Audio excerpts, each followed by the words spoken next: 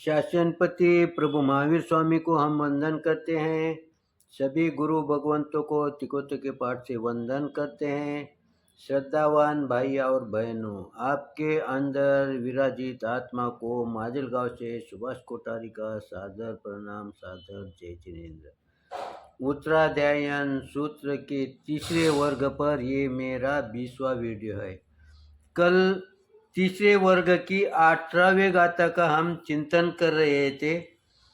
मितवयम नावयम होई उच्चगोय वनवयम अपयंके महापने अभिजय जसो बले। वे मित्र से युक्त जातिवान उच्च गोत्रीय सुंदर वर्ण वाले निरोगी महाप्रज्ञ अभिजात यशस्वी और बलवान बनते हैं।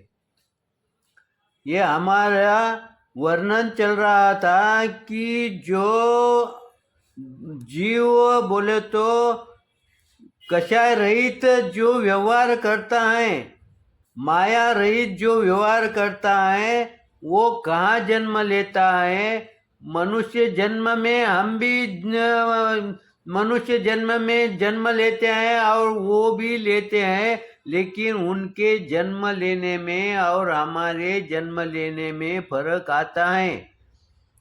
उनको सब बातों से युक्त ऐसा परिवार मिलता है। इसलिए यहाँ पर हम कल मित्रों के बारे में चर्चा कर रहे थे, जान रहे थे कि उनको मित्र मिलते हैं, उनको सुमित्र मिलते हैं। हमारे को मित्र कैसे मिलते हैं, इसका चिंतन जिसने उसने करना चाहिए। आगे कहते हैं उच्च गोत्रीय, यानी वो उच्च गोत्रीय।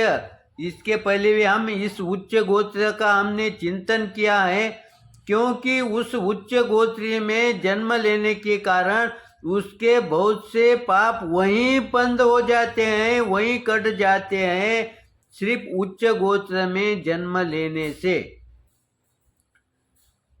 आगे कहा है सुंदर वर्ण वाले। सुंदर यानी वो दिखने में सुंदर। अब हम कभी कभी देखते हैं कोई कोई भाई ऐसा जन्म लेता है, उसको 5 इंद्रिय पूर्ण रूप से नहीं मिलती हैं।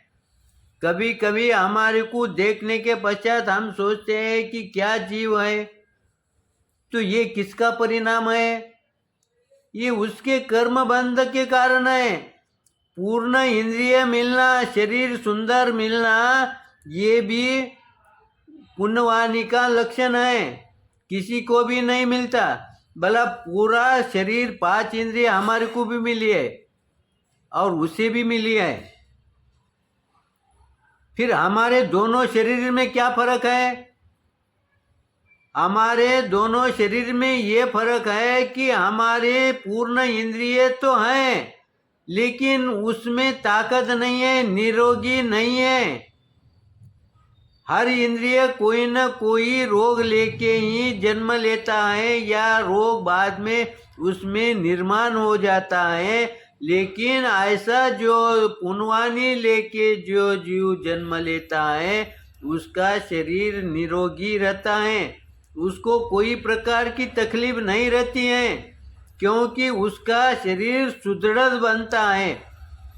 फिर इससे उसको क्या लाभ मिलता है? इससे उसको व्यवहार में तो उसको लाभ मिलता ही है, क्योंकि व्यवहार में अगर शरीर तंदुरुस्त रहा तो कोई भी कार्य वो सही ढंग से कर पाता है। व्यवहार में भी अगर शरीर कमजोर होगा, रोगी शरीर होगा, तो उसको कोई भी काम करने में दिक्कत आती है। और इसका ही आध्यात्म में क्या लाभ होता है?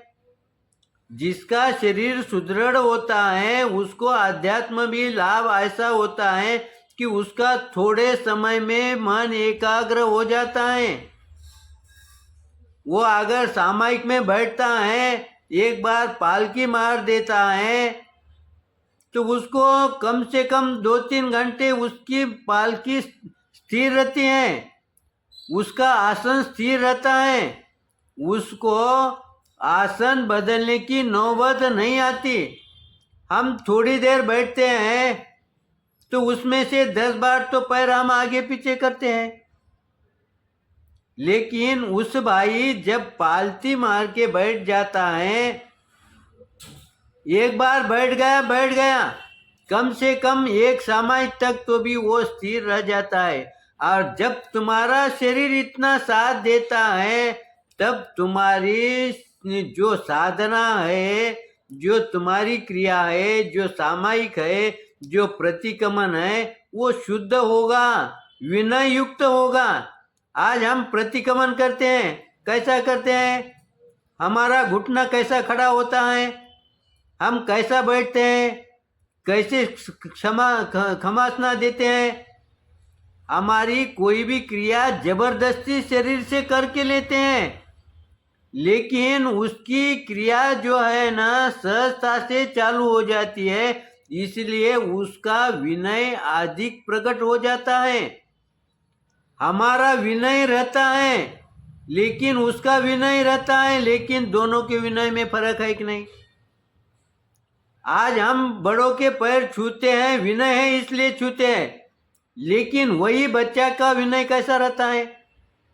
हम घर पर ही हम तुलना कर सकते हैं, मेरा विनय में, मेरे बच्चे के विनय में और पोते के विनय में कितना फर्क है? तुम्हारे को सामने प्रकट में दिखता है, अनुभव ले सकते हैं। इसलिए गुरु भगवंत कहते हैं कि तुम्हारा विनय भी कैसा प्रकट होना चाहिए, नेचुरल होना चाहिए, क्रिया नेचुरल होना चाहिए। शरीर से जो हम काम लेते हैं वो नेचुरल लेना चाहिए, ताकि उसका पूरेपूर लाभ हो सके। हम जबरदस्ती शरीर को मोड़ते हैं। क्यों मोड़ते हैं जबरदस्ती? क्योंकि हमारा शरीर उतना निरोगी नहीं है। इसीलिए निरोगी शरीर मिलने के लिए भी हमारे को पुण्यवानी की आवश्यकता है। आगे क्या कहते हैं गुरु भगवान? महाप्रज्ञ यानी निरोगी शरीर। निरोगी शरीर रहने के बाद महाप्रज्ञ शब्द आया, पहले नहीं आया। निरोगी शरीर के बाद आया। इसका मतलब उसको थोड़ी भी साधना करे, थोड़ा भी याद किया तो उसको याद हो जाता है। हम 10 बार रटते हैं, फिर भी हम भूल जाते हैं। आज हमारी जो क्रिया है, धार्मिक क्रिया है ना, ये रटने की क्रिया हो गई है। ये रटना नहीं चाहिए। रटना शुरुआत में होता है, लेकिन महाप्रज्ञ यानी हमारे को जो पाठ याद किया है वो वापिस भूलना नहीं चाहिए। भूलना नहीं चाहिए तो इसलिए हम क्या करते हैं, बार बार हम उसको याद करते हैं, रटते हैं। लेकिन बार बार रटना और एक बार रटने के पश्चात जो याद होता है, ये दोनों में फर्क है। इसीलिए जब तुम्हारा शरीर तंदुरुस्त होता है, तब तुम्हारे को कोई भी शास्त्र का अर्थ पता चलता है, ज्ञान हो जाता है। एक बार ज्ञान हो गया तो वो लंबे समय तक चलना चाहिए। हमारा लंबे समय तक नहीं चलता, इसका कारण क्या है? हमारा शरीर निरोगी नहीं है। और बाद में आगे क्या कहते हैं?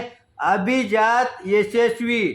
देखो उसके बाद क्रम आया इनका, क्योंकि जब वो कोई भी साधना में सफल होता है तो उसके पीछे कारण क्या है?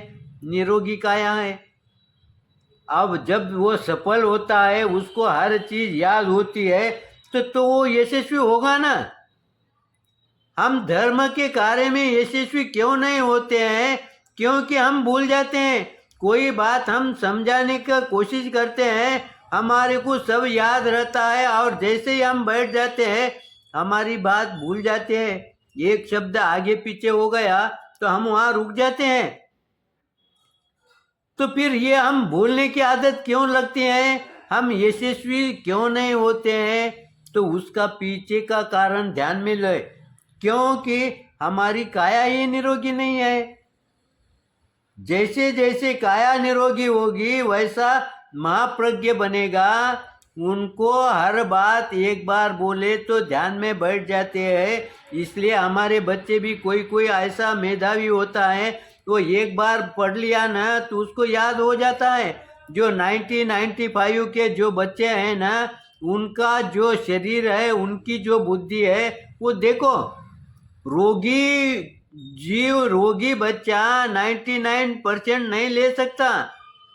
जिसका शरीर निरोगी है उसके ही पास बुद्धि स्थिर रहती है। समय को देखते हुए हम यहाँ पर रुकते हैं। मेरे चिंतन में कुछ गलत आया होगा तो आप क्षमा करेंगे, सही आया होगा तो लाइक करिए, शेयर करिए। इसी आशा के साथ मैं पूर्ण विराम लेता हूँ। ओम शांति।